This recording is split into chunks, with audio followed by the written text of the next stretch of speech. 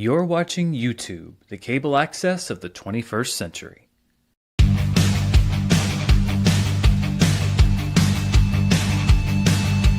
It's Wednesday, it's 4 p.m. where I am, and it's time to talk about movies and answer your questions. Welcome to Dan's World.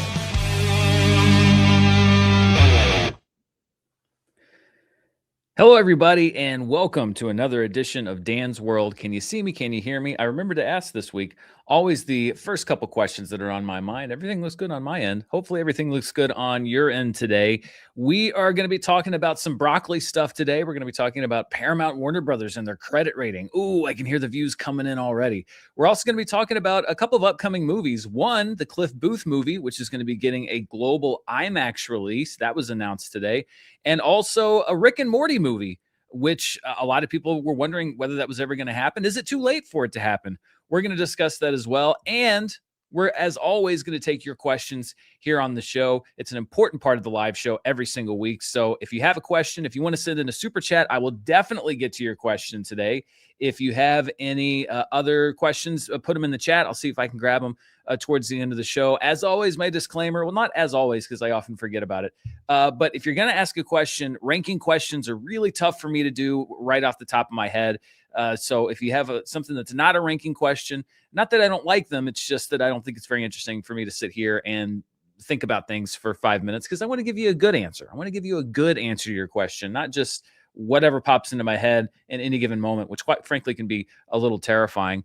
Did you guys watch The Boys last night? I'm prepping a video right now on The Boys, not specifically The Boys, but kind of. I'm not going to spoil anything, but I stayed up a little bit late and watched that finale last night. I definitely have some thoughts.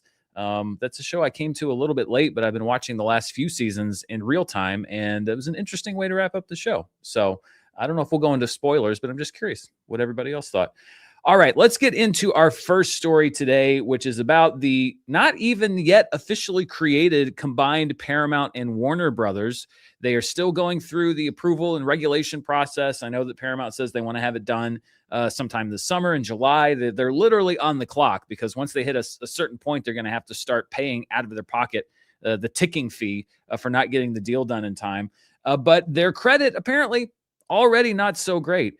Today, it was announced that S&P Global, which assigns credit ratings to different companies, has already downgraded the credit for a combined Paramount Warner Brothers company to a BB rating. Now, this is, I'm not a financial expert, and I don't pretend to be, but I know the basics of this sort of thing. So a credit rating for a company is basically when a third party like S&P Global comes in and says, this is our confidence that a company is going to be able to meet its financial obligations. It's not directly tied to what the stock is going to sell for, but it's something that investors will look at when they're deciding whether or not to invest in a company, because they obviously want to invest in a company that's not going to default on any of their obligations. And that was really what was driving the downgrade here. I believe they're currently at a BB plus. This would be a downgrade to a BB, and it puts it into, it's kind of a scary sounding thing. A BB is not the lowest credit rating you can get, but it puts the stock into what is called junk status, which definitely doesn't sound great. But this is how S&P describes a BB credit rating. Quote, a BB credit rating indicates that an entity is less vulnerable in the near term, but faces major ongoing uncertainties. This rating reflects a speculative nature, suggesting that the entity may be more impacted by economic downturns or other adverse conditions. While BB-rated entities might currently manage their obligations, investors should be cautious due to potential volatility. And that could be the economy, that could be politics, that could be things that happen around the world. It's basically saying, like, yeah, they're okay right now, but you really should be careful when you're investing in this company, because we don't have a huge amount of confidence in their long-term ability to meet their obligations. And Paramount does have some very hefty long-term obligations. I was looking up the numbers today. They're taking on about $30 billion of debt that Warner Brothers already has on their books.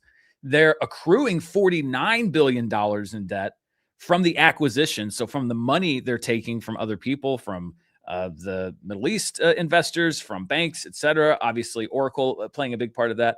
So they're taking on $49 billion of new debt on the books for the acquisition. And then Paramount or Paramount Skydance reportedly had around $13 billion of debt already. So we're looking at a new company that's launching in debt to the tune of about $90 billion. So it's not a huge shock that a company whose job it is to look at different corporations and say, how confident are we that they're going to be able to meet those obligations, would look at a company like Paramount Skydance and a combined Paramount Warner Brothers company and say, okay, well, first of all, this is in a field that is very mercurial right now. Nobody really knows what is going to happen with the entertainment industry. It's very much a process of change. So we don't really know what's going to happen. And we don't have a huge amount of confidence that Paramount is definitively going to be able to overcome these strong headwinds. So it's not great when you're starting out to get a credit rating that's a downgrade from where you already are, which was already sort of in the upper level of junk status. And junk status basically means it's a speculative investment. So a company with like an A credit rating, a company, S&P or another rating agency is basically going to say they're in good shape. We have confidence that they're going to be able to meet their obligations. We think they're financially healthy.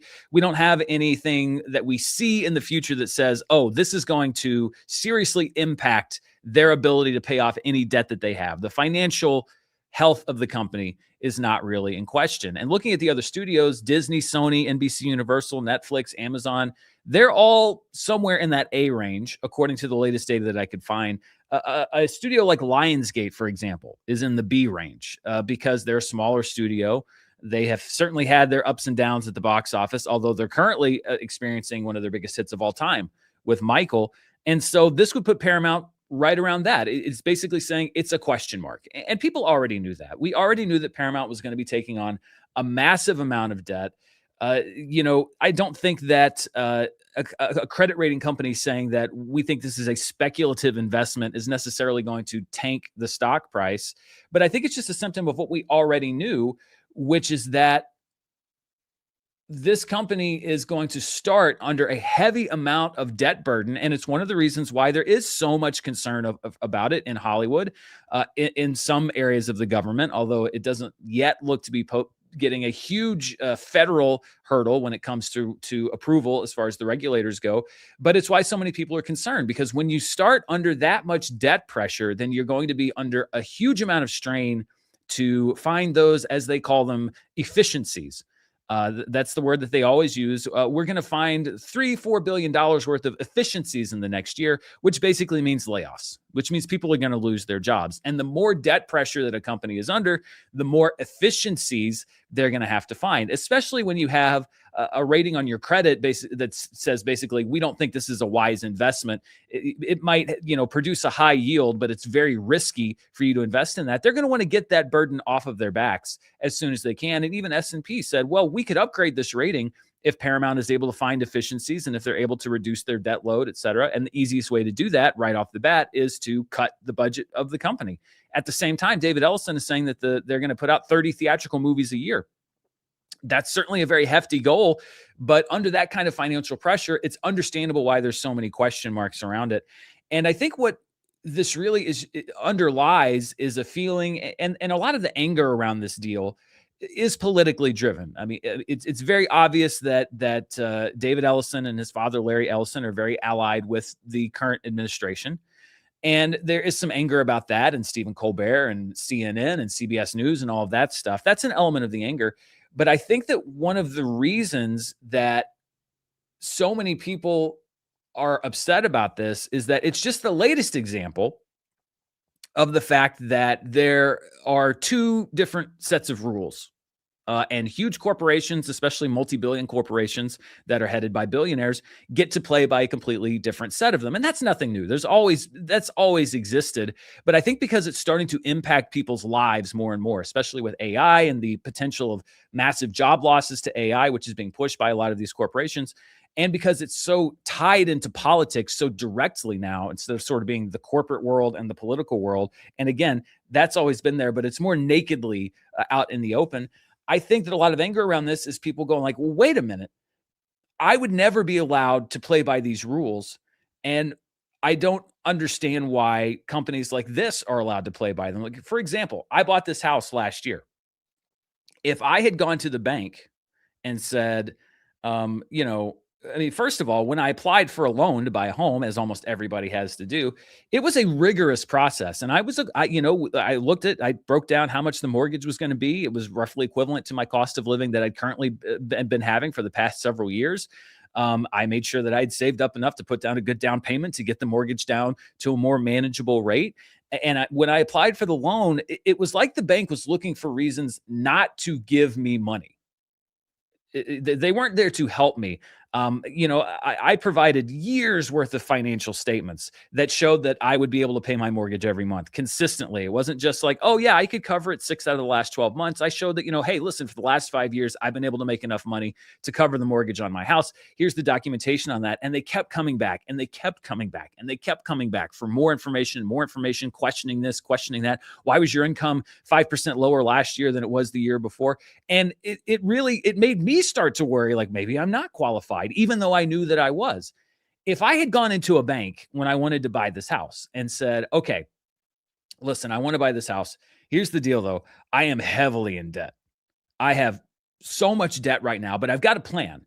Now, buying this house is going to put me in a substantial amount of debt, more than I am right now. I'm going to be way more in debt, but I also have other plans. I'm going to cut my budget here, and I think it's going to work. I'm confident that if I do this, then it's going to work, and eventually I'll be able to pay this loan back. But it's going to be a little while. But I have a plan.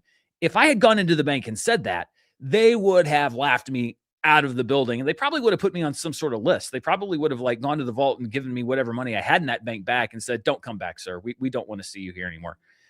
And I understand that a person buying a house and a company buying another company are two different things, but I think the principle is the same.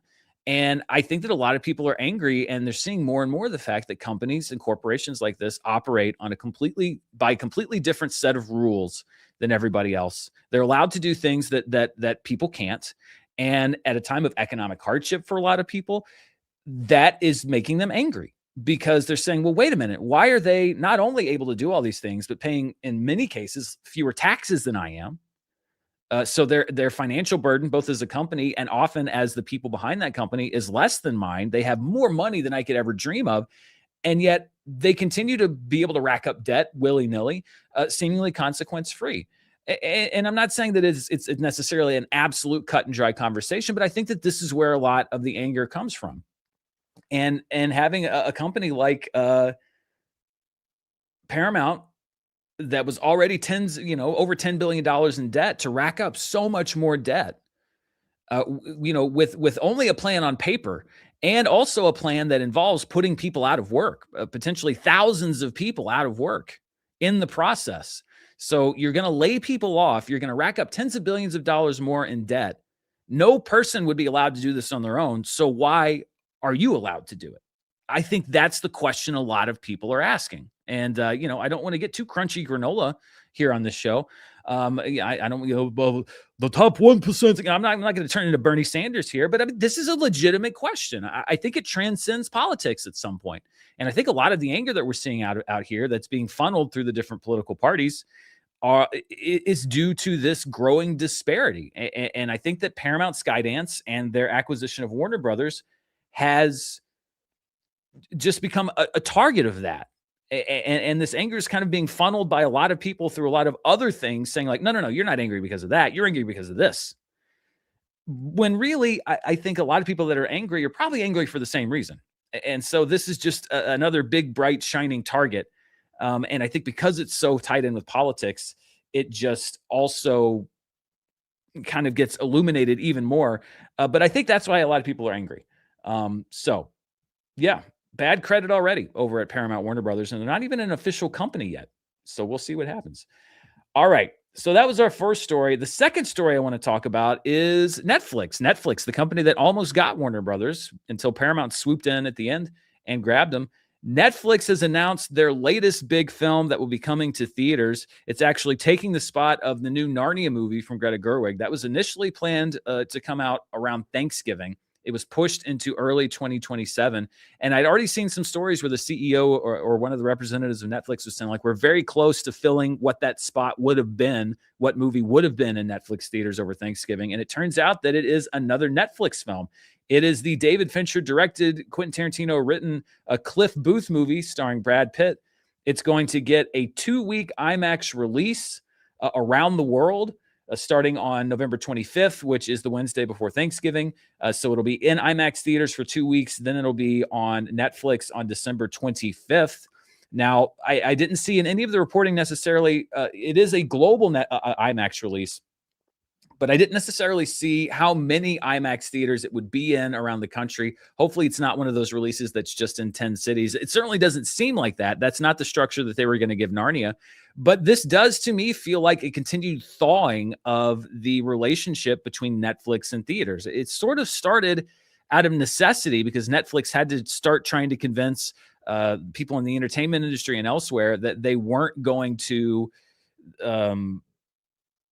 completely dismantle the theatrical model. So they're saying like, yeah, we're committed to theatrical releases, but now we have Cliff Booth getting an IMAX release for 2 weeks. And the Narnia movie in February is getting a full theatrical release. I think 49 days before it goes to Netflix, which I think is a first for Netflix. So it does seem like, even though they don't have the burden of convincing the entertainment industry anymore that they're going to dismantle the movie theater system, it does seem like they are more open to putting their movies in theaters on an exclusive basis before they go to the streaming service. And, you know, I've been saying for years, going back to my Screen Junkies days, that I think this is a smart move. I think Netflix is leaving money on the table by not putting their movies in theaters. And a lot of people say, well, no, it destroys the value of Netflix. But I disagree. I mean, we do the Netflix charts here on Charts with Dan every single week.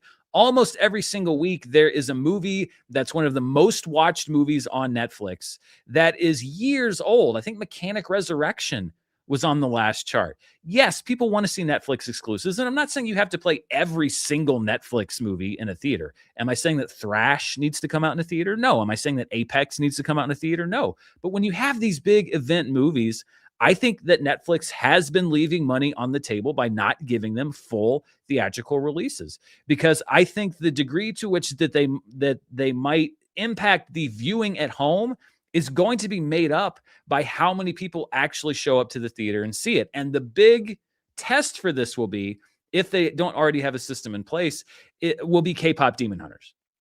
When they have the sequel to K-pop Demon Hunters, I would, I'm not on any of the betting markets because I don't really agree with them in general. But if I were, I would put money on the fact that Netflix is going to give K-pop Demon Hunters 2, whatever the title ends up being, some sort of exclusive theatrical release, because the money that they will bring in with that is going to be astronomical.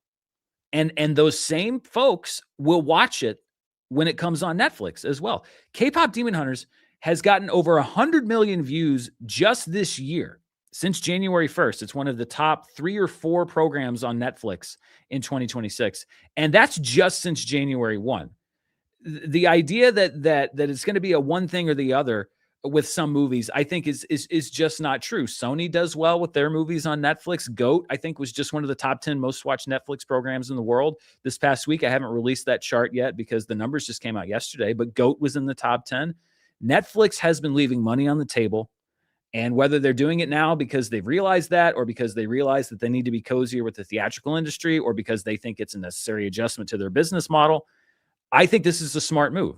And I was happy to see, the idea of watching a David Fincher movie written by Quentin Tarantino that's a sequel to Once Upon a Time in Hollywood, the idea of only being able to watch that at home, I was upset by that. I wanted the chance to see it in the theater, and I hope I get it. I hope it's not just one of those things where it plays in New York, Los Angeles, maybe Dallas, maybe Atlanta, and one other city. Like, I would like to see it in IMAX theaters nationwide, and and they say it's going to be in IMAX theaters around the world.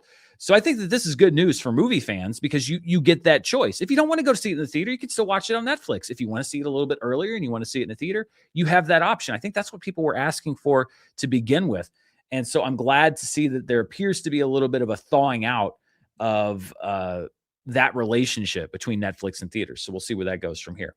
All right. Our last little story today before we go to your questions is Rick and Morty. The popular series season 9 debuts, I believe, on Sunday, but they are now in talks to bring Rick and Morty to the big screen, apparently, unless it's a streaming movie. Dan Harmon confirmed that there is a discussion about a Rick and Morty movie directed by, I think his name is Justin Hare, who's been a supervising director on the show for several years. And the reaction I've seen is a lot of people that are excited, and a lot of people saying like, well, wait a minute, why did that take so long? It's way too late. Which, to be fair, is Rick and Morty as hot and culturally relevant now as it was? No, it's not. But I remember people saying the same thing about the Simpsons movie when it came out in summer of 2007. I think people saying like, oh, this movie should have come out 10 or 15 years ago. And it ended up being a box office success. I like the Simpsons movie, and maybe Rick and Morty will be able to do the same thing. Rick and Morty's an interesting show. You know, the fan base for that show has certainly generated at times as much attention as the show itself. And the question is, are they as passionate as they once were? I haven't seen the ratings for Rick and Morty lately, but I think it's still a popular show, especially on Adult Swim, especially for a cable animated show. So I would probably check out a Rick and Morty movie.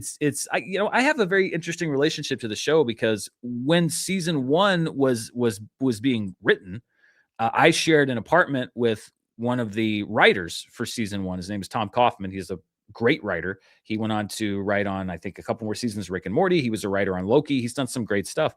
And so I would hear, he'd come home and talk about what they were, I didn't have a YouTube channel at the time, so I guess he didn't really care. Who was I going to tell? But he would talk about, oh yeah, the Council of Ricks or these jokes. I would hear about these things that they were pitching in the writer's room. And then when I saw Rick and Morty season one, I would see the actual end result of that. And it was such a great show. I went to the season one Rick and Morty panel at Comic-Con. I think it was before the show had even premiered. And it was so bizarre to see the evolution of that, because that season one panel was in it was in a nice sized room at Comic-Con, but it wasn't a massive room. And there were a lot of people there, but there was, you didn't have to wait in line to get in.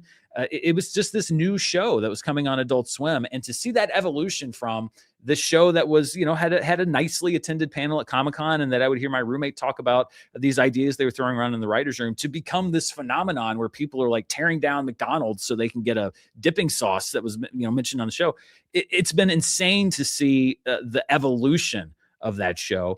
And it looks like they may be evolving right on to the big screen. So Rick and Morty movie, sure, why not? I know a lot of people are saying like, well, why does Dan Harmon do the Community movie instead? Well, I understand that, but that's not an easy cast to get. I mean, you've got Donald Glover doing his Donald Glover stuff. You've got Allison Brie as Evil Lynn, and Joel McHale's over on Animal Control. And that's a tough cast to get back together and to get the timing right. And you don't want an Arrested Development season 4 situation where you can only get people at a certain time and you have to put them. Nobody wants that. I'd rather not have anything. All right.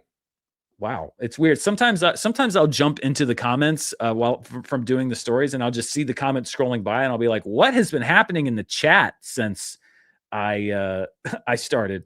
I have no idea what's been going on in the chat, but let's just jump into it. Maybe I'll catch up to it as I take your questions. This first question is from a Holbert artist that heard about the crazy buzz from Hope at Cannes. The Cannes Film Festival is going on right now.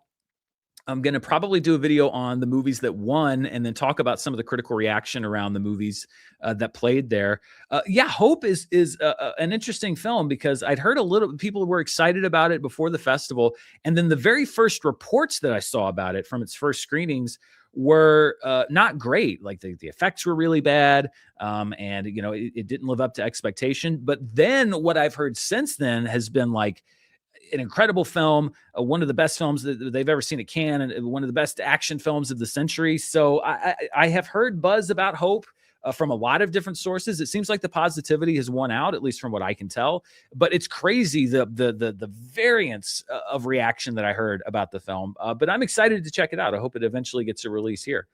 Tom Hiffman says, hi, Dan, love your background and how you're always changing things up, which is weird because I haven't really changed things in a while. I need to kind of shake things up back here. Have you considered doing unboxings in front of your physical media shelves as an alternate background? Any new pickups? I have not. Unboxings for me kind of fall into trailer reaction territory, which is that I completely understand why they're popular. And I also understand why so many people do well with them. It's because they're good at them. I don't know how I could make like a trailer reaction. I don't know how I could make personally a unboxing interesting. just based on how I do things. I just don't think I'm well suited for that kind of video. So I haven't really thought about doing that, or using the physical media shelves as a background, because that's sort of in my living space. And I do try to keep containment on things. I don't always succeed, but I try to keep containment between my working spaces and my living spaces. I don't want to turn the whole house into a studio. But I haven't thought about that. Any new pickups? Well, I think I've already talked about what I got at the last Criterion sale. And I did the other day. So the soccer season is over. My nephew's soccer team. We went all the way to the semifinals. It was a great group of kids. They played great, but we didn't make it to the final game. We had our soccer party this past weekend, and the parents were so nice, and they gave us a great frame picture of the team and the coaches, signed by the kids. But they gave us also a gift card to Amazon. And my philosophy, and my mom actually taught me this. She said, when you get a gift like that, that's sort of a reward for a lot of work or a lot of hard work, spend it on something you wouldn't buy for yourself necessarily. Like make it a true gift. Don't just say, "Oh, I'm going to buy my groceries with this," or whatever. Unless you absolutely have to, obviously. And so I did upgrade a couple movies and order them. They're a little back ordered. So I upgraded Dogma, which I have on DVD. I got the 4K release of Dogma, which came out last year. And then I upgraded my version of Tombstone, which is one of my favorite movies of all time. Definitely one of my top 5 Westerns of all time. I upgraded that to 4K, which again is something I would not have bought for myself, just because I would have preferred, if it were my money, I would have preferred to be like, oh, maybe a new movie or whatever. I'll just save it for something else. So I do have those on the way. Those are my 2 newest acquisitions, or 2 upgrades to 4K for movies that I already have. So yeah, there you go. Hopefully that one TMI. Brenton C says, last time you said Christoph Waltz in Glorious Bastards was your most impressive performance on film. I did. And I saw somebody in the chat or comments said, I can't believe you didn't say Toni Collette in Hereditary. That's why I hate to sometimes say things off the top of my head, because if I'd had more time to think, I absolutely would have said Toni Collette in Hereditary, because she transfixed me just as much with her performance as Christoph Waltz did. What about TV? Mine is Bryan Cranston in Breaking Bad. I mean, I think that's the gold standard as far as just a transformative character, somebody who hits so many different beats over so many different seasons. I've long said that poor Jon Hamm's lot in life was for Mad Men to be on the air so many years at the same time as Breaking Bad, because I think that he would have won if he weren't always or almost always directly competing with Bryan Cranston.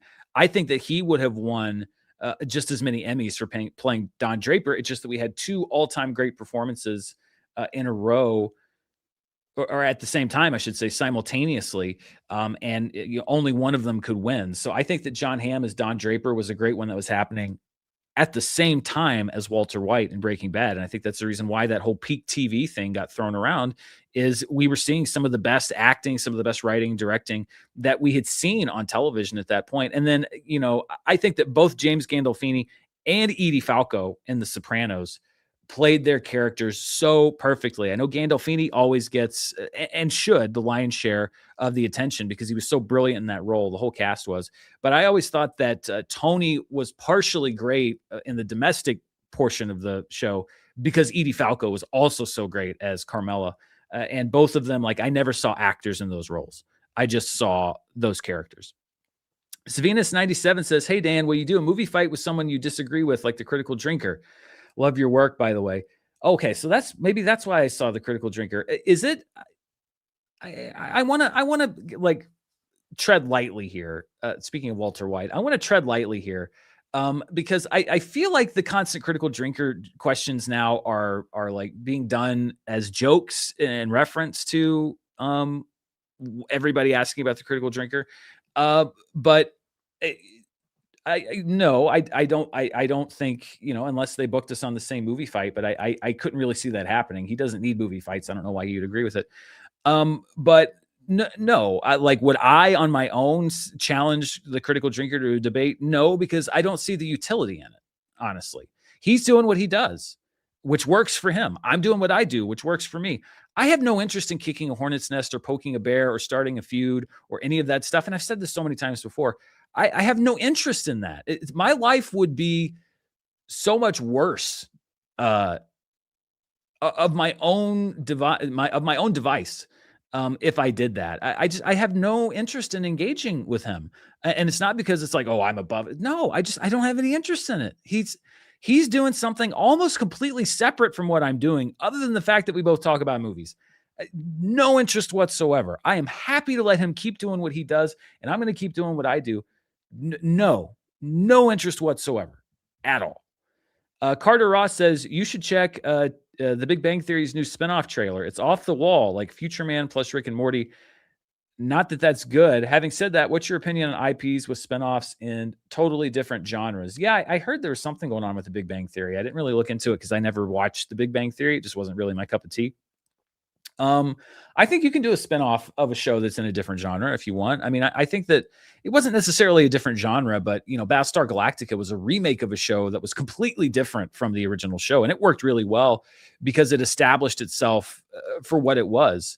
And there were All in the Family, I think, had spinoffs that were more dramatic. Lou Grant was a spinoff from the Mary Tyler Moore Show, and these are ancient shows, but that was kind of a more dramatic show. I think as long as it's well written, as the characters are well drawn, as long as it doesn't feel too out of sync with what came before, yeah, you can definitely make it work. And sometimes it just kind of makes its own. I mean, that's the hope for any spinoff, is that it makes a name in its own right. Better Call Saul was one of those. Yes, it was a spinoff of Breaking Bad, but eventually it made its own name with its own characters and delving into that character. It just was attached with that through line and some, recurring characters because it was a prequel to Breaking Bad. But it was a great show in its own right. Rochester Producers 8847 says, anything out of Cannes sound interesting to you?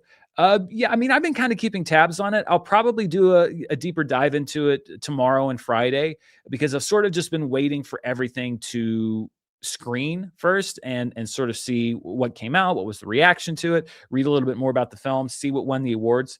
But there's always a few movies that come out of Cannes that sound interesting. Like any film festival, I like to wait till the end, because the stuff that's interesting isn't always the stuff that's hyped going in. It can be stuff that kind of emerges during the festival. So I'm just now starting to dive into the full festival and reading about the movies, and I'll probably do even more of that leading up to my video this weekend.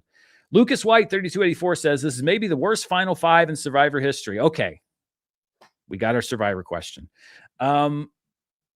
It's not a great Final Five. Tune out if you don't want Survivor 50 spoilers. I'll try not to go too in depth. The last week's episode, we had a double elimination, and I think the producers did it because they knew that people would just be unhappy with both. So, let's just do them both at one time. We had Rick Devens was out. Rick Devens was the most interesting, chaotic player this season, and it wasn't just like unfocused chaos. He was very tactical in what he did. He was making some great moves, and then of course we had Suri, who was voted out. Suri was if she got to the final three, she was going to win. So I, on an intellectual level, I understand why she was voted out. But the folks that are left, it kind of reminds me of why I got frustrated with Survivor to begin with and why I tuned out for so long. And it's not necessarily a flaw with the game. It's just sort of how players play it right now, which is that the early seasons of Survivor, generally what you would do, or what was often a winning strategy, is you would create a strong alliance full of people that really knew how to play the game, because that's how you would stay in the game so long. People that could, manipulate, or people that could, have complementary skills. You would create that strong alliance, and you would take that alliance all the way to the end of the game. And then once you got down to 4 or 5, that strong alliance would start to sort of eat itself. That's what happened in the first season. That's what happened in the second season, going forward. So you usually had at least one person at the end of the game who kind of played a really strong game from start to finish, who you can say they started a strong, even day one alliance, and they went all the way to the end with it. And somebody in that alliance was able to win, even if it wasn't the person necessarily who started it.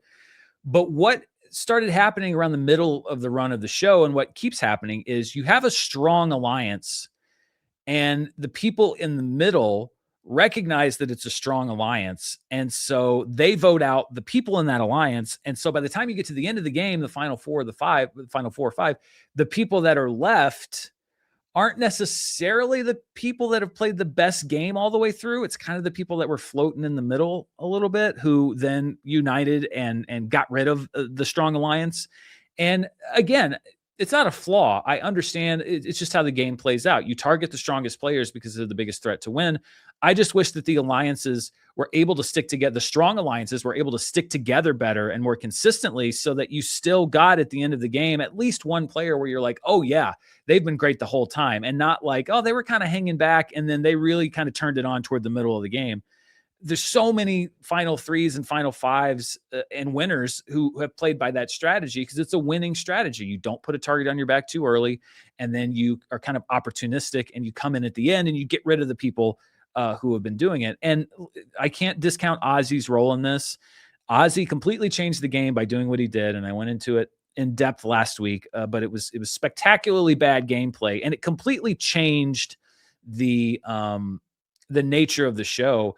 But at the same time, the nature of alliances is such that, for example, Rizzo was in what I would consider to be a strong alliance with Suri. But when it became obvious that she was going to be the one to go, he didn't really try to strategize with her or figure out a way to blindside somebody to stick with that alliance. He just sided with everybody else to vote her off because he's like, I don't want to put a target on my back, so I'm going to side with everybody else and I'm going to vote out my ally. Strategically, I understand it. Intellectually, I don't think it makes for the most interesting game because you get to the end and it's like, oh, okay, well, they played pretty well, and they'll probably play each other pretty well at the end. But I just don't love how the strategy of the game has developed over the years because I think that you consistently see the players that have played the best game maybe don't make it to the end because they're targeted, because then it's all about jury management it's very analytic. And I liked the human nature part of it, not the, I'm going to break it down to analytics and do the jury math and figure it out. That's just personal preference. I'm not going to be like Joe and say like, it must be the honor and integrity alliance at all time.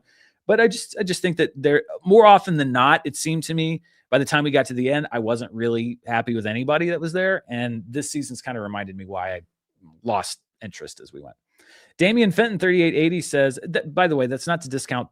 I'm not saying that the people that are left in the game have played bad games. They haven't. I think that there are people that have played better games. Damian Fenton 3880 says, hi, Dan. Sites like IMDb and Letterboxd have Obsession as a 2025 film because it premiered at TIFF last year. What are your thoughts on this? Because 99% of people who saw it would classify it as a 2026 film. I get it. That happens with festivals all the time.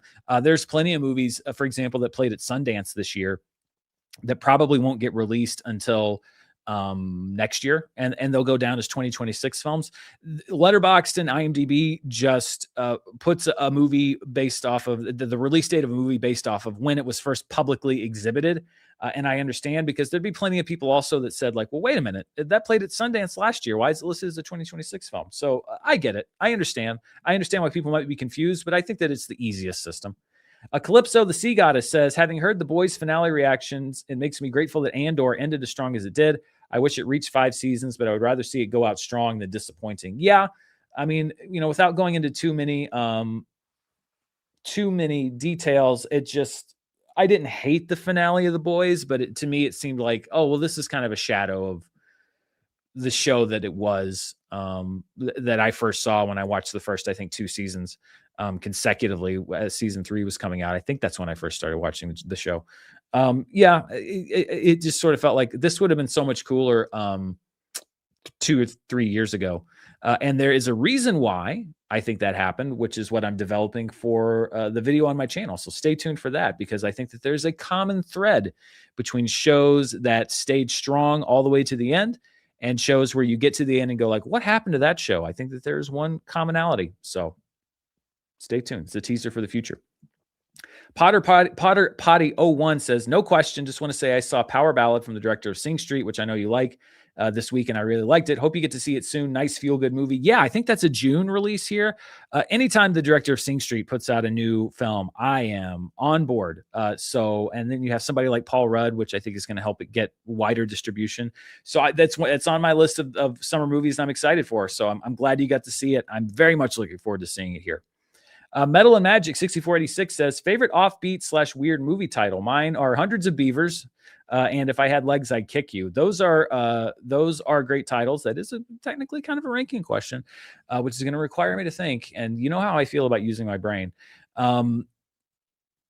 I mean, I guess it depends on like how do you define offbeat. So, like for example, Eternal Sunshine of the Spotless Mind is a very offbeat title that makes sense in the context of the movie, but some people might look at that and go like, "What? Why is that movie called that? Eternal Sunshine of the Spotless Mind?" But it also draws your attention. It doesn't feel like it's just there to be weird and artsy. Like it makes sense in the context of the film. So that's one that always jumps out as me is like that's a really good title for a movie because it's kind of gutsy to name your title that because it is going to turn some people off and be like, what is that? I don't want to see that. Um, but it makes sense when you've seen the film. Hundreds of Beavers is great. That's a great title for a movie, and you get exactly what you promised. You get exactly what you've promised. It promises hundreds of beavers, and that's what you get. And yeah, If I Had Legs, I'd Kick You, I think is just so in line with the tone of that film and sort of the desperation of that character that Rose Byrne played. She was so great in that movie. What was the oh man, that Netflix movie that I was always goofing on about the dog that was lost. What was it called? I don't even remember. Let's see. I'm gonna look at the things here and see what you guys think. Good Luck, Have Fun, Don't Die is an offbeat movie title for this year that actually popped through. I haven't seen it, but yeah, that's a great one. Dr. Strangelove from Potter Party. Dr. Strangelove, or How I Learned to Stop Worrying and Love the Bomb. Hundreds of Beavers is the name of my biopic. Yeah, okay. Itu Mama Tambien. You understand the title till the end. I think that's a great one as well. Yeah, that Netflix movie that I was goofing on, that was a crazy, like weird, very on the nose thing. Let's see. Crit Nerd says, thank you for that super chat. Hey, Dan, about getting heat for your Obsession review. It's an issue with online discourse of media criticism. Nuance is lost. People weigh negative comments more than positive. Keep being true to you. Your reviews are great. Yeah. If you missed my comments on charts, I liked Obsession. I did. I thought it was a good movie. And I thought that Indy Navarrette's performance was great. And I thought I loved Barker Curry's direction. And I said, it's a good movie. I gave it a rating of it's good. I said I was looking forward to what he was doing next. I had some issues with the story. And a lot of people didn't have those issues with the story, which is fine. But it's still like I got a comment today that was just like, you said it's good. This movie's a masterpiece. Like, you're whack. It's just like, okay, like why are we bashing each other based off of the degrees of how much we thought a movie was good? I got the same thing with Weapons. I said it was good. People thought it was great, and they came after me because I didn't say it was great. I don't understand why there's this need to, like, especially when we generally agree on a movie. Some people thought that my thoughts were off base. They disagree with them. That's fine. That's completely understandable. That's what I love about the movie. A lot of people said, like, well, how could anybody, walk out of that movie thinking that the one of the characters is not a bad guy? But I saw an interview with the actor who played that character where he said, yeah, I don't think he's that bad of a guy. He was sort of like, on the side of what I was saying that I didn't like about the thing that people said, like, no smart audience would think that. It's like, I saw an interview with the actor who said he thought that. And again, I'm not saying that's right or wrong. I'm saying that's where I had an issue. It doesn't really line up with what, I necessarily would enjoy the most about the movie, but I understand. And I also said in the review, I understand why the movie did it. So that's sort of what frustrates me. It's not when people disagree with what I think, because I'm a critic. I'm completely, aware of the fact that people aren't going to agree with me all the time. And I love the back and forth of people saying, like, I see what you're saying here, but here's how I took the film. That's great. That's discourse about a movie. But the people that just demand that you think in lockstep with them, and if you don't, you miss the mark. What's wrong with you? It's just like, it's just not what it should be. It's like, why are we out here trying to make enemies over movies when we should be talking about them and really uniting over a love of movies, instead of like trying to write people off and saying, like, you're the worst critic on YouTube because you thought a movie was less good than I did.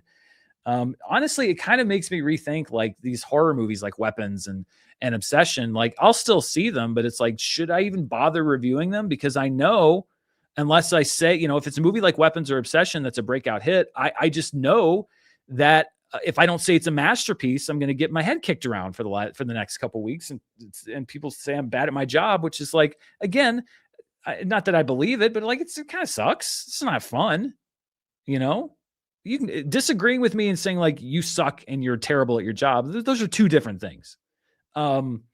So yeah, it kind of makes me go like, is it even worth it? Especially because horror doesn't really perform well on the channel. It's like, do I want to just volunteer to like be yelled at for not liking a movie as much as somebody else? I'll probably still do it, but it does underscore what you're saying here, which is like, um, there's nuance. Somebody can say they don't like a movie as much as you do, and not be like wrong, or a bad critic. Like Roger Ebert, he gave bad reviews to some of my favorite movies. I never looked at Roger Ebert and said like, "Oh my god, he sucks. He's the worst critic ever," because he didn't like this movie and I did. Like, no, like it's you can disagree. That's fine. Like what you should be looking for in a critic is just somebody who you like to listen to how they talk about movies, not that they agree with you every time, because you're never going to find one. I don't know. Maybe I'm a little more sensitive because I got my head kicked around about the Christopher Nolan thing. And then like shortly thereafter, I got my head kicked around about the Obsession thing. So maybe I'm just like a little salty. Dylan Fitzsimons 2278 says Breaking Bad or Better Call Saul. That is an almost impossible question to ask because I do think they're two very different shows. They're almost equal in my eyes. I would give the edge to Breaking Bad, only because it sort of constructed that world. And I think that Better Call Saul did benefit from being able to play inside those boundaries of like already having Saul, already having Gus, already having some of these characters that flit in and out. I think it benefited from having that, although it did, as I mentioned, invent so many other new characters. Ray Seahorn in that show is somebody that we never saw in Breaking Bad, and she's so good in Better Call Saul, and so is Patrick Fabian. But I would give the edge to Breaking Bad because it constructed that world from whole cloth, and Better Call Saul benefited just, as much as it did from being able to play in that playground. Cartoon 49 says, do you think the Odyssey backlash will hurt box office, and your take? I don't know. I think it's only going to hurt the box office if it's a bad movie. If the Odyssey turns out to be a movie that most people enjoy, and I don't just mean people online, that most people enjoy, then I don't think anyone will care. But if it does turn out that some of the things that people were jumping to conclusions about, which is what that whole video was about, it's not necessarily saying like this movie's going to be great. It's me saying like, I think it's a little too early to jump to some of these conclusions. If it turns out that the movie does have major problems, then people, as always happens online, when there's a backlash to something and it does well, the internet kind of goes silent. But when there's a backlash to something and then it doesn't do well, even if it's for reasons that aren't related to the backlash, they'll take credit. So if it doesn't do well, I'm sure the people that have sort of generated the online backlash will say it's because of this. We said, but no, I don't think it in and of itself will hurt the box office take. I think it's going to be much more tied to the quality of the actual movie. Dylan Fitzsimons 2278 says Marty Supreme or Uncut Gems. Again, two great movies, but I'd give the edge to Uncut Gems. They're both great though. Again, like 1A and 1B. Caden Prowse 8079 says, sorry you've gotten so much flack for Obsession. There was an interview with Barker. I would love to hear your thoughts on regarding its original ending. Is that possible? Links seem to be disabled. I don't know if I've read that interview. I do remember hearing some things that again, the interview with the actor that I was talking about, saying that, well, this wasn't in the plan and that wasn't in the plan. I do know one element. Again, I don't want to go into heavy spoilers because I know that there are people watching that probably haven't seen Obsession. I'm pretty sure we're talking about the major alternate ending that was shot, and then there was a different ending that we see in the movie. And I think I would have liked that original ending even well, would I have liked it less or about as much? And I didn't hate the ending, but I think that my overall opinion of the movie probably wouldn't have changed much, but I don't think I would have loved that original ending more than what we got. It would have just in some ways underscored some of my personal differences with the film. Sakaki Chrono says, hi, Dan, do you have a favorite or preferred format for seeing movies in theaters? 4DX, 3D, IMAX, etc. Also, do you have a favorite Star Wars character? It's movie dependent. If a movie's shot for IMAX, then I'd love to see it in IMAX, either shot with IMAX cameras or specifically shot to be shown in IMAX theaters. If it's made for 3D, like Avatar or something like that, then I would prefer to see it in 3D. But I'm not like absolutely say like, oh, I will only see movies in IMAX. I'm perfectly fine with seeing a movie, on a nice big screen. Not necessarily doesn't have to be in IMAX. But default a lot of times I will go to IMAX. if the timing works out for a regular film, but it's not a must. I've never actually done 4DX. I wouldn't want to see a movie for the first time in 4DX. It sounds fun, but I don't. It's not the typical viewing experience. So I've never actually done it, and there's not really any 4DX theaters around me. Do I have a favorite Star Wars character? I'm basic Han Solo. I'm a Han Solo guy. I just love Han. Harrison Ford, man. Dylan Fitzsimons 2278 says, what are some shows you would currently recommend? Well, I'm not a heavy TV watcher. Taskmaster always. I think this Taskmaster has been on a real run the last 2 or 3 seasons. Not that I don't think there's a bad season of Taskmaster. There's some that I've liked more than others. But the last one with Jason Mantzoukas before they did the most recent Champion of Champions, and then this one with Kumail, it's not just because those two are on it. It's because they have so much chemistry with the rest of the cast, you know, like with Armando Iannucci and Joel Dommett and the other two. Oh my goodness, I can't remember their names. I'm so bad at names. And then like the Jason Mantzoukas and his teammate and the combination that they did on last season. Like, it's not just that there's people, Americans that I know or American citizens that I know on the show. It's that they combine well with the other cast. And so Taskmaster is always a recommendation for me that you can watch for free on YouTube, at least here. And I know in a lot of other countries. Other than that, I don't watch a whole lot of TV, at least not like as it's airing, like, oh, you should go watch this now. I'm much more of a catch up guy. Like, I'll catch up afterwards. The Boys I was watching, that's now done. Survivor I was watching, that's now done. I think Taskmaster right now is my only show that's currently airing that I would say, oh yeah, watch that. I mean, The Pit, I love The Pit. That was another every week watch for me. Sam H6845 says, did you know about places like Quebec, where I live, where the age ratings differ from the US? Like, most R-rated American movies are PG-13 here. I mean, I know that there is like, for example, in the UK, I know the rating system is very similar. They have a 15 rating, which is equivalent. Many movies that are rated R here are equivalent to the 15 rating in the UK. I generally think that other countries have a more logical rating system than we have here in the United States. I don't think the US's rating system makes a whole lot of sense. There's an old documentary now, I think 20 years old, called This Movie's Not Yet Rated, which goes into the MPAA at that time. And I think a lot of those results, a lot of those points are still valid. But I think that other countries generally do movie ratings better than the US. Healthcare as well. I think other countries do better than the US, and a few other things. Jordan Collins 444 says, what's a divisive movie that I could discuss on my podcast, Guilty or Great? We have discussed The Last Jedi and Man of Steel. I want more. What? You are a glutton for punishment. Man, that would not be my pick for podcast, because I don't think I could do that every week, but good on you for having the fortitude to do that. I mean, Batman v Superman's an easy one because that kind of follows. I think that's even more divisive than Man of Steel. Jurassic. I'm just going to the ones that I debated. Jurassic World, I think, would be another one. The prequels. Well, I would say the prequels, but now it feels like the majority public opinion has turned on the prequels to where now everyone's like, oh, the prequels were great. And I'm like, well, okay. I mean, that wasn't always the case, but okay. I understand why. Yeah. Batman v Superman, I think, though, you could follow up Man of Steel easily with a Batman v Superman episode. Phil Smith says, Hi, Dan. Apparently there's a Weird Al jukebox musical in development. Are you an Al fan? I am. And, you know, the reason that I know there's a Weird Al jukebox musical in development is because I was listening to his interview with Howard Stern because I saw that he was interviewed on the show. And I immediately said, I've got to listen to that interview where he said that he was developing a jukebox musical. That would be amazing. Yeah, I am a massive Weird Al fan. I always have been a massive Weird Al fan. Since I was a kid, since before I can almost remember, I had a chance to see him last summer on tour in San Diego, and got a chance, thanks to my good friends Sam Levine and Rachel Cushing Levine, I got a chance to briefly meet Al after the show backstage. He gave me a hug, which was incredible.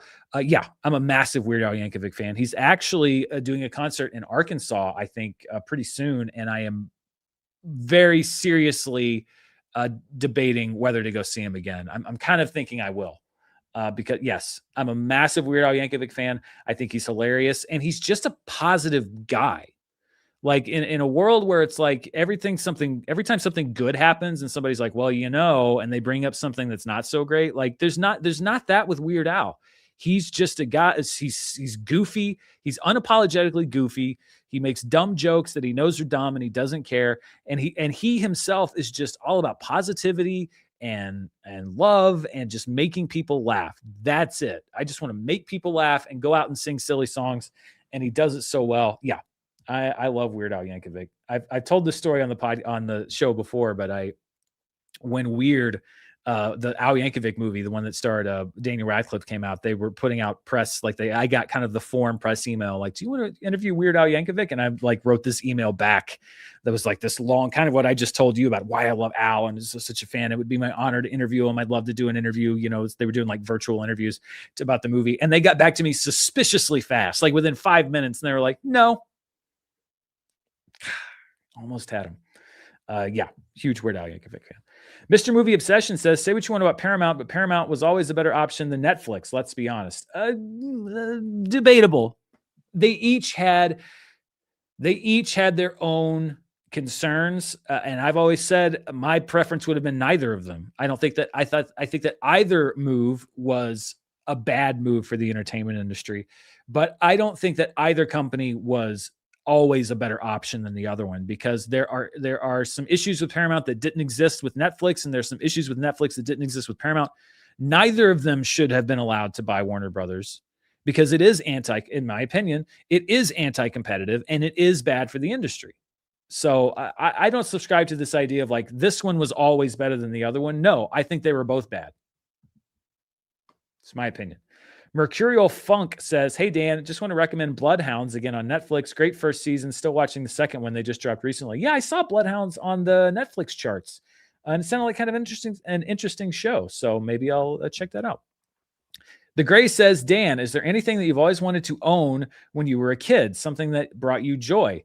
The idea of little Dan warms my heart. So like something when I was a kid that I was just like, oh, this is like my dream thing.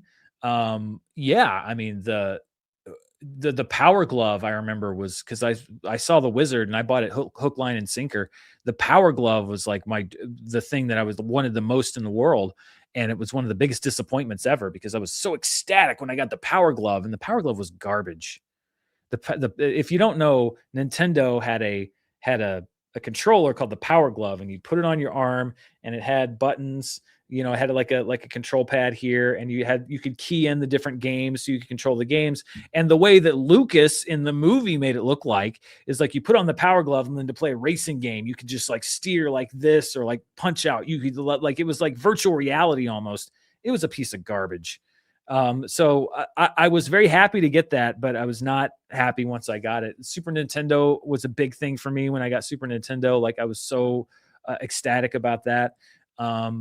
But honestly, it was the thing I was probably most excited about was I got a camera once, and I loved movies, and I could make my own movies now, and I could have my own camera. Like that was huge for me. I was probably, I don't know, 11 or 12. That was a big deal. And it kind of affected the course of my life going forward. Mr. Movie Obsession says Ozzy was always a bad, very overrated player. I mean, people liked Ozzy. I can't disagree that he was never the strongest player in the world. But I liked him, and I think that that's why he kept coming back. Is he was flawed, openly flawed, and he would struggle with those flaws. And I think that that's another thing that Survivor has kind of lost. I don't understand the casting for this season. Okay, I'm not going to go too much into it, but I don't understand the casting for this season because it was so heavily based off of the latest seasons, and it seemed like we're going to bring back the best players, but it's like, couldn't you bring back the most interesting players?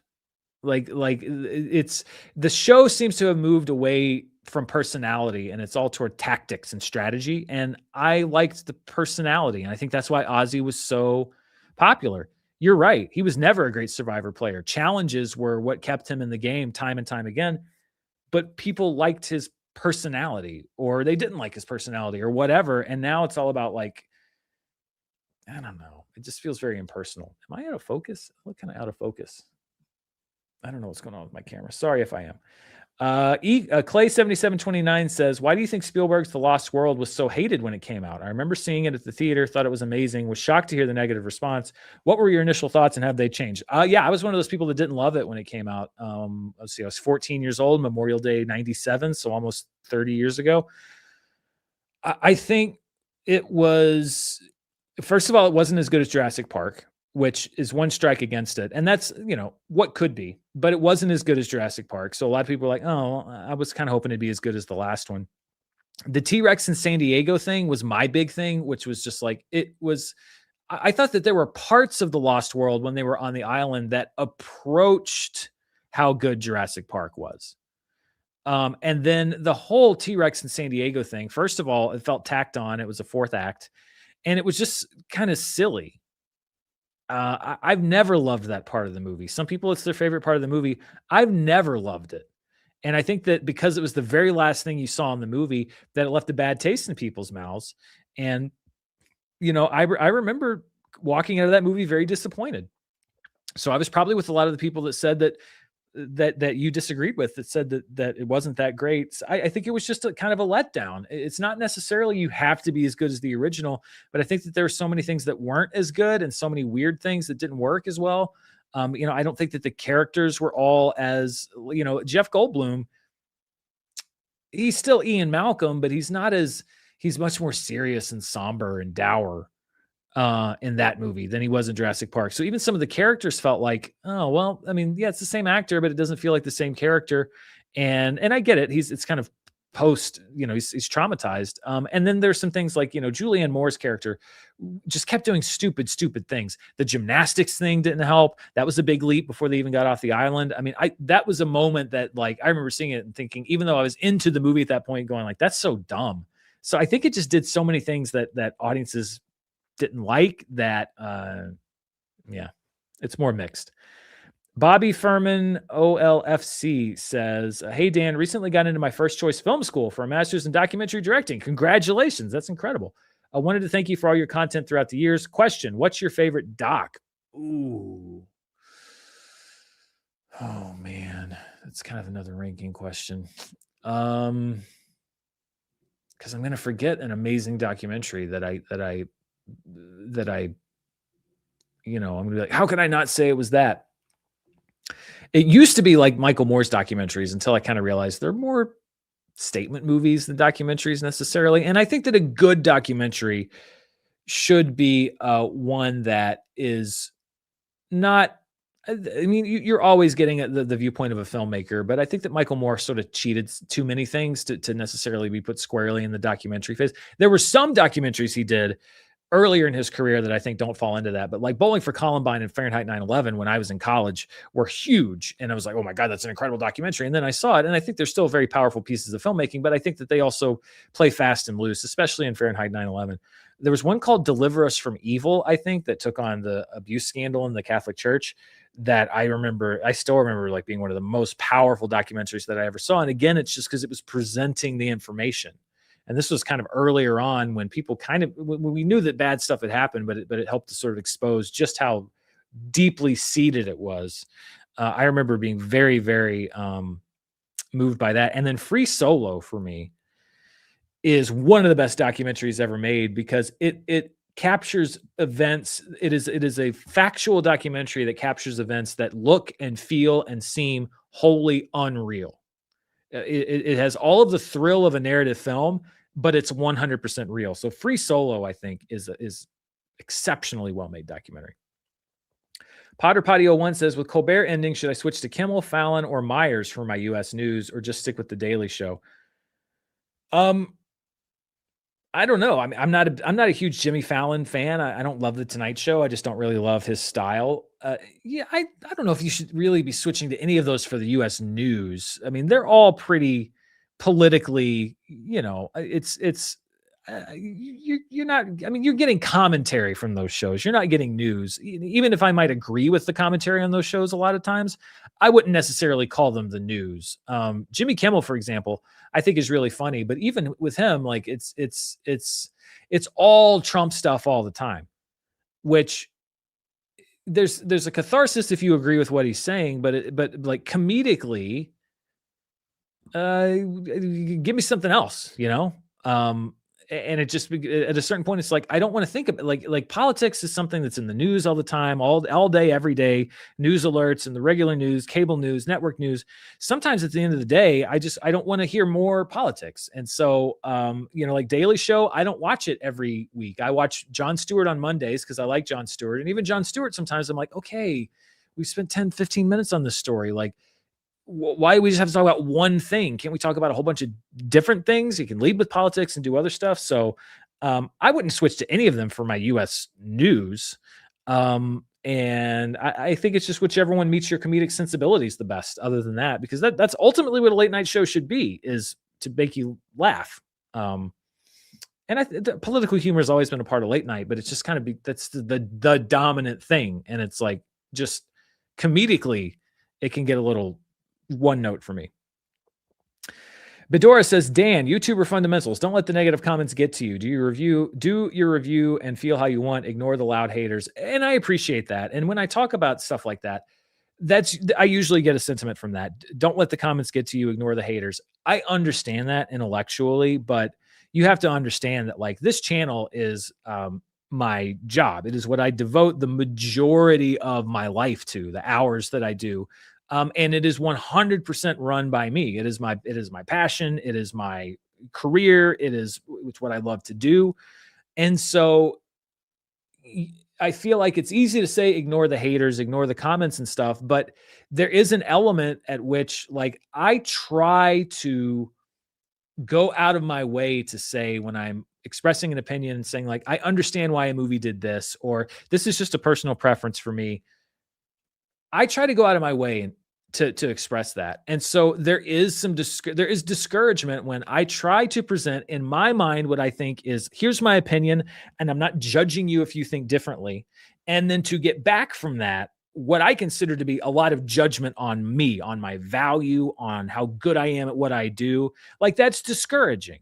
And that's not the only thing that I get, but it's when I put as much energy into what I do as I do, and I also do my best in a system where it's not rewarded to approach things this way, as sort of a non-confrontational approach.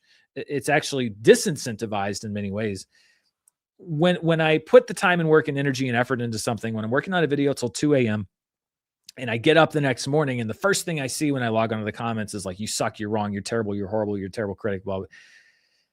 It's discouraging. And I sometimes struggle to understand why the response is often, from some people, is often so kind of vitriolic in many cases, when I try to go out of my way to not do that. It's a lot of people that say, ignore the comments, ignore the thing. It's also like, I just wonder, like, it's tough to say that until you're in that position, because when you're in that position, it can get discouraging.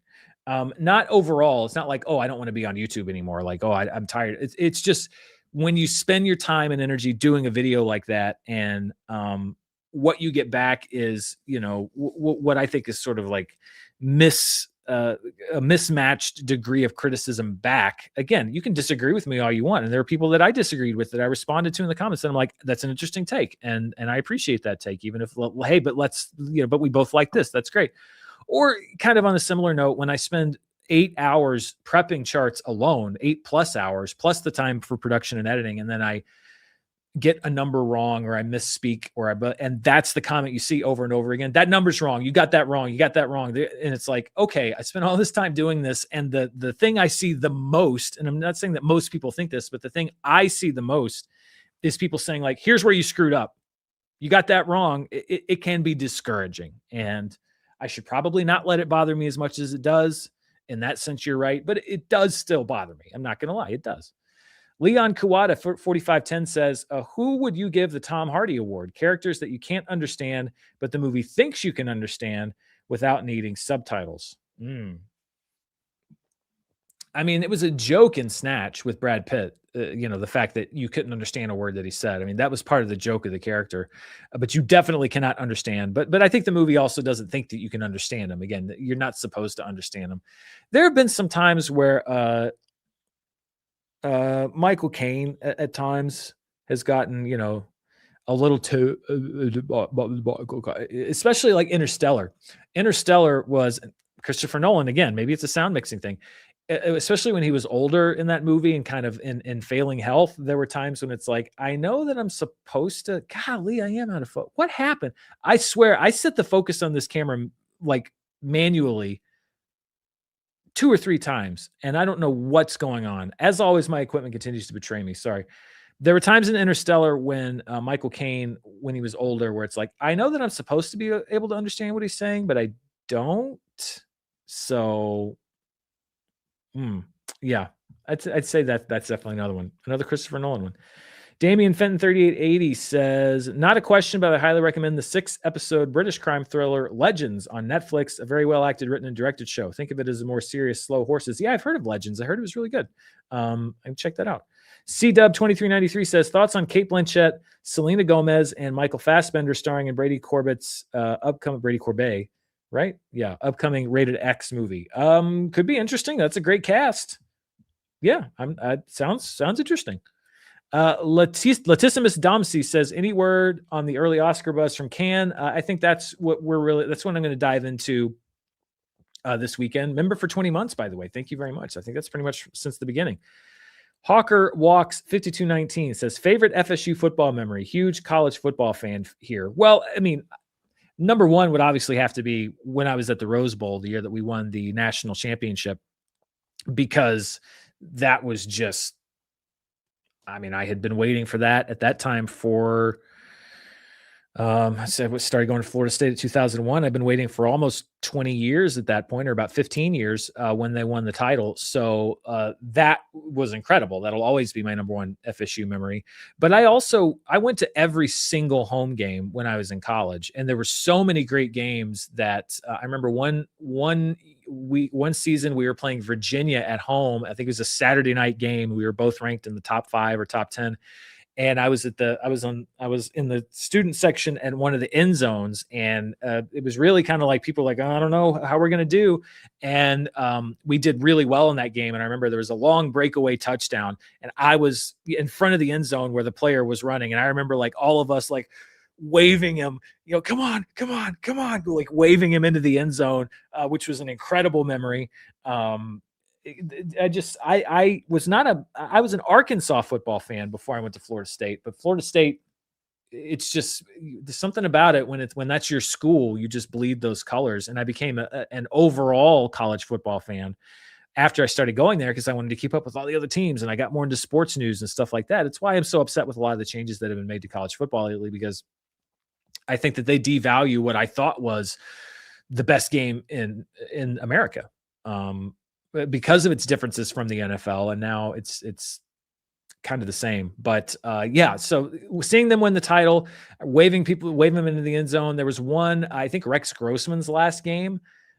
We just demolished Florida State. And then there's the 38, I think, no, not 38, 34. There's a Florida game, I think maybe the year before, the year after, that we played in the Swamp, where we won at the very end of the game on a Hail Mary pass from Chris Ricks, who was the most like up and down quarterback in the world, to PK Sam. I'll never forget PK Sam caught that touchdown pass in the Swamp that year. That was an incredible memory as well. Back and forth game. Caden Prowse 8079 says, thoughts on the possibility of, here we go, 2014 college football playoff. I don't love it. It devalues the regular season. And I know people are like, stop being so traditional, but it's like they have fundamentally changed the nature of everything that college football is about.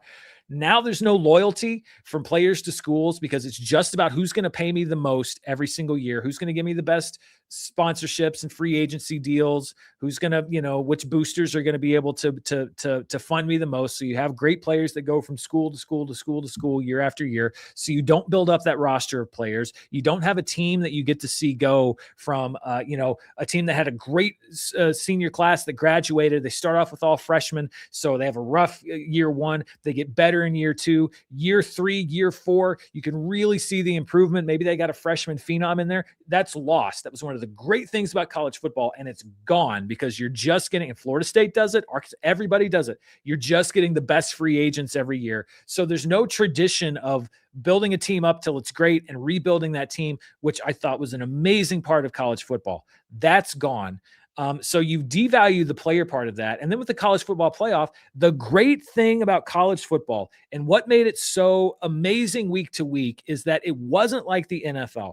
You had to win every single week, because if you lost even one game, it's possible that you could be out of the playoff picture. Way possible if you lost 2 games, and it was definitely going to happen if you lost 3 games. I mean, I don't do the stats on this, but the rarity of a team losing 3 games and going to the national championship was off the charts. But it could even be. And you don't know till the end of the season. If you lost that one game, maybe you can get away with it. Maybe you'll climb back up the rankings, or maybe you won't. Maybe there'll be enough undefeated teams ahead of you that you're not going to make it back, or it's going to be a judgment call. So I was fine with expanding the playoffs a little bit. 8 teams, okay. 12 teams, 24-team college football playoff. It devalues the regular season completely. Now you can lose 2 games, you can lose 3 games. Rest your starters. What are we, 12-0? Well, we're not gonna miss the playoffs. So Michigan, Ohio State, Michigan's 12-0. We're gonna rest our players this week. That is against everything that's great about college football. They are dismantling the sport for money. You may be able to tell I'm very passionate about this. They're dismantling a great game for money, for paying the players, which I think they should be paid, but not the way that they're doing it. And also because the bowl system is completely collapsing, and I hate it. Kyle Harlow 3961 says the Power Glove, it's so bad. Literally, it stinks. Yeah, I know. See, when Lucas said the Power Glove, it's so bad, he was actually being honest, but I thought he meant it in the 90s sense of bad. Inshear01 says, did you ever read Crichton's Lost World novel? I did. It was interesting though, because he wrote that with the movie in mind, not necessarily the sequel to his own book, which I get, because it's going to be made into a movie. Mr. Movie Obsession says, let's be honest, Kimmel, Fallon, and Myers are politically idiotic and aren't even funny about it. They're just idiotic. Well, I think you're judging that because you don't agree with their politics. Again, my opinion is not necessarily whether I agree with them or not. It's because I just find it one note after a while. It's obviously you're not going to be a fan of those. If you think they're politically idiotic, then of course you're not going to be a fan of them. My issue is the fact that it just is hitting the same note over and over. You're free not to like them, but that's not an objective metric. That's your personal feelings on their politics. Real Serious says, hi, Dan. I see that Grant Morrison Batman Omni back there. Do you have a large Omni collection? Any faves? My last pickup was Fourth World by Jack Kirby. Would love for that to be translated to film. Yeah, I've got this. I don't have a lot of Omnis. As you know, I'm a big Batman fan, so I do have this one on my shelf, and I have read it. I don't know. They're so expensive. I don't have a lot. I'm trying to think if I have any that are more. I don't think I have any more around me. I have a few. I have several Batman ones, but not many hardbacks. What I have is usually paperback stuff. I just am such a Bat fan that that's when I wanted to pick up. So not a lot, but a few. M. Duddies 3 says, what was your experience like at FSU Film School, or was it journalism? What was the thing that prepared you the most for where you are now? Go Noles. So I didn't get into film school at Florida State. They let in, I think, 15 or 20 people a year at Florida State. And that's because I'm not sure if they still do it this way, but because Florida State was different from other film schools in that they funded everything. It was a very intensive program. And a lot of training where like you were personally doing a lot of every role on set, and the student films were funded by the university, unlike a lot of other film schools where, a lot of times you have to fund student films that you make, or you have to fund part of it. Florida State fully funded the film school, but they only let in about 15 people a year. So I tried, as did many other people, but I did not get into film school. I was in media production, which was mostly the kids that wanted to get in the film school but couldn't get in. And I mentioned this before, it actually worked out great because what they taught us was digital video and nonlinear editing stuff on, a little Avid stuff, but also Final Cut Pro and kind of run and gun shooting, which is where a lot of stuff, especially as YouTube was coming into prominence a few years later, and we were all moving and doing Channel 101 stuff and even regular production eventually started going more digital, we had a skill set that we could use immediately that was considered at the time sort of irrelevant to the world of movies. And then that became how everybody makes a lot of things. So, yeah, I did media production, which is through the College of Communication. Didn't get into film school, but did know a lot of people that worked there.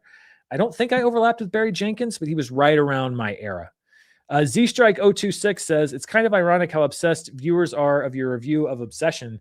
Yeah, I get it. Like it's obviously I'm in the minority, and that's fine. And again, this is the thing. I liked the movie. It's a good movie. But I understand when you love something and you hear somebody that comes in and even offers a criticism that you don't share, but is saying, I'm not saying I didn't say like, I don't understand why everybody loves this movie. It's not that good. That's not what I said at all. I said, I thought it was good. Here's some things that bothered me about it, or that didn't really hit with me right. But I understand completely why the movie is loved by people. And I'm happy that it is, because that means it's a hit. People are going to theaters. It's good for the movie business. I understand. I've always been able to understand why people get upset when they like a movie and I don't like a movie, because that feels to a lot of people like, why don't you see that? Why don't you understand that? Like with Superman, that's kind of how it was. I really wasn't that high on the movie, and the people that were, I could understand a little bit more why they would say like, why don't you, I've never been able to understand why people get so upset when I like a movie and they like it more. And they don't, and they have to tell me how wrong I am for not liking it as much as they do, because even if you agree with or disagree with my take on it, and a lot of people did, they're like, well, I don't see it that way. That's fine. But like, there's no need to get that up in arms about it. We both like the movie. We're both happy that it's doing well. Like that's good. Getting down to our last couple here. Clay7729 says, I have to admit your point about Julianne Moore doing a lot of stupid stuff in The Lost World is an absolute fact. LOL. Also, it's true. It's hard to beat the original. I mean, the whole thing with the blood on the backpack, it's like, if she were just like a regular person from, the mainland who didn't understand that'd be one thing. But it's like, she's an animal expert, and you have this backpack covered in blood that you traipse all around the jungle and hang in your tent. It's just like, that's so dumb. And just some of the things she does is like, she just, it just wasn't my cup of tea. Zach Likes Movie 72 says, I'm going through the Rocky movies and was blown away by the first Creed. Also, my hot take is Balboa is my favorite sequel in the original series. I think quality wise, you're probably right. Rocky Balboa is such a good movie. And also at a time when a lot of people are like, oh, he's bringing Rocky back, that's going to be so tired. What Sylvester Stallone did with that and evolving the character and showing the effect that the years had on him was so, in my heart, I love Rocky IV because it's so just of its time and cheesy, but also great in that cheesy way.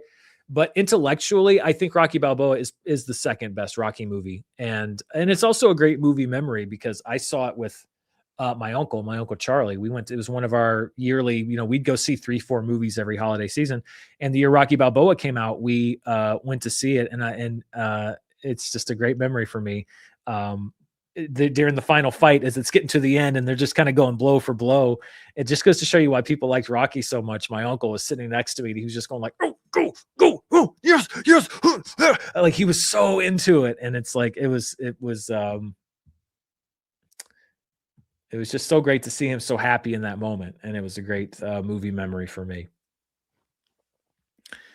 Hero says, have you ever not given your 100% opinion about a movie because you're afraid of backlash? No.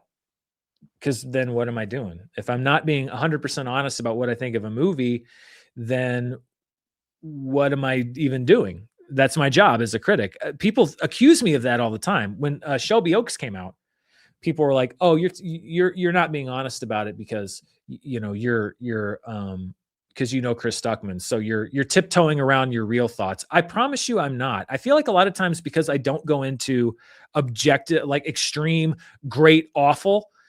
People say, "Oh, you're tiptoeing around your real thoughts." No, that's nuance. That's me saying it's not 100% great. It's also not 100% bad. Here's the degree to which maybe it's more great, or here's the degree to maybe at which it's more bad, but it's not 100% either one of those things. Like, I think because so many people are conditioned that it's like 10 or 0, great or awful, binary, fresh or rotten. Whenever I have a nuanced opinion about something or mixed feelings, people say like, well, what do you really think? Stop tiptoeing around your real thoughts. I'm not. It's if there were ever a movie that for whatever reason I felt like I could not give my honest opinion about on the channel, I just wouldn't review it.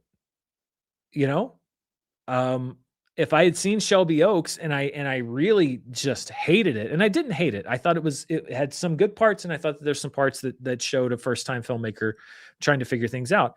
If I had just detested it and didn't feel comfortable saying that because I've met Chris before and I like Chris, I just wouldn't have reviewed it. But that would never have been the case. Number one, as a critic, I need to be prepared to review whatever movie I choose that I want to review, and be honest about it. And number two, I don't think that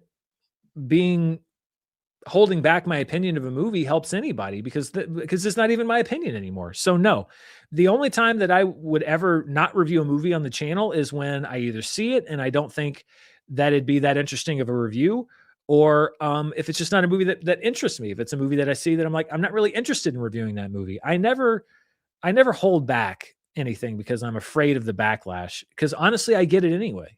It's gotten to a point where it doesn't really matter what I say or what any critic says. You're going to get that backlash anyway from one side or the other. With Michael, I mean, I got hit on that one too. But I know that if I'd said it was amazing, there'd be some people that didn't like Michael Jackson that would go after me for liking it. And if I said I didn't like it, then Michael Jackson fans would have been more upset with me than they were. Michael was another example of where, like, I didn't hate the movie. I thought that there's some things that worked and some things that I thought were kind of generic. So I was in the middle on it, and I heard about that too. You're biased. It's, if you're trying to chase what the backlash is going to be or what people are going to say, then you're just going to be either saying nothing, just platitudes that don't mean anything. Oh, the script was good. The story was good. The cinematography was good. Or you're going to be lying. And I'm not interested in any of that. I give my 100% opinion on everything. And if you don't like it, that's fine.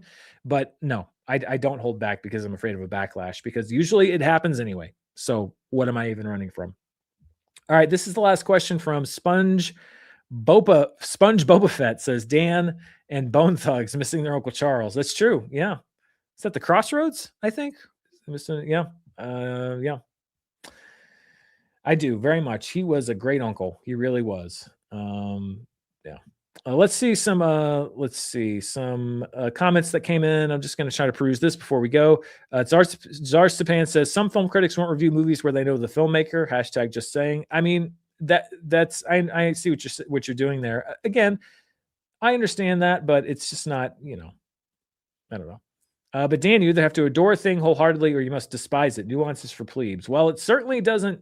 It doesn't grow. It doesn't explode your subscribers, or views. But I don't care, because I wouldn't want to do that doing something I don't do, and I'm very happy with the audience that I have. So, but yeah, I mean, that's just how it goes. Let's see. Halo 2129 says, as a longtime ex-Pac-10-12 fan, I 100% agree with you on college football, but I have to say the Indiana story the past 2 years was great to see. I mean, yes, but that, again, to me, wasn't necessarily a team that built everything through free agency. That was a coach that came in and completely changed the philosophy and the mindset of the team. I'm sure there were free agents that came in, but at the same time, I would still think that Indiana didn't have close to the resources of another team.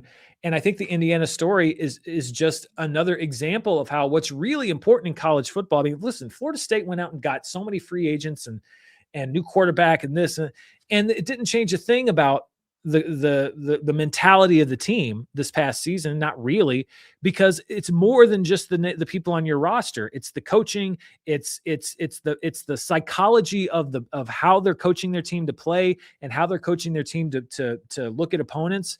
Kurt Signetti didn't come in and just like recruit the best players in college football immediately and win immediately. He came in and changed the psychology and the philosophy of what was at one time the worst, and for a long time, the worst program in college football. Winning a national championship less than 5 years after being in that position isn't just about signing players. That's a great coach who understands how to coach his players and how to change the way they see the game. So I think that only underscores how much more important things like coaching and having players that buy in and commit are to just going out and buying a whole bunch of, big names. Dory Does Voices says, do you think Batman can take down Omni-Man? I don't know enough about, that's Invincible, right? I don't know enough about Invincible, unfortunately. Let's see. I'm just going to grab one or two more before we go. How dare you, sir? No Michael Caine slander here. I'm not slandering Michael Caine. It's a fine performance. It's just that it was a little difficult to understand what he was saying in that moment. Let me grab one more. Let's see.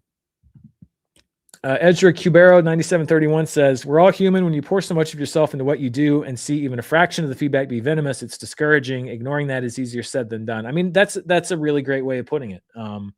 It is easier said than done. And I acknowledge that it's not probably healthy for me to internalize it as much as I do, but I love what I do and I'm very passionate about what I do. And I try to put a lot of care into what, and attention into how I craft what I say. So it is discouraging. It is. And especially when I just don't understand why it seems so out of proportion with what I was saying, but yeah. I think that's it though. Let's see. There's one more question. So please don't send any more questions. We have one more super chat to get to before then we're going to wrap up the show. Damian Barriga says, I notice you don't have Kangaroo Jack in your A to Z movie collection. Can you please explain yourself? P.S. Thoughts that it used to be rated R. I mean, Kangaroo Jack is one of the biggest examples of, I didn't agree with those lawsuits when like people were trying to sue Disney because Marvel put like shots in a trailer that weren't in the movie.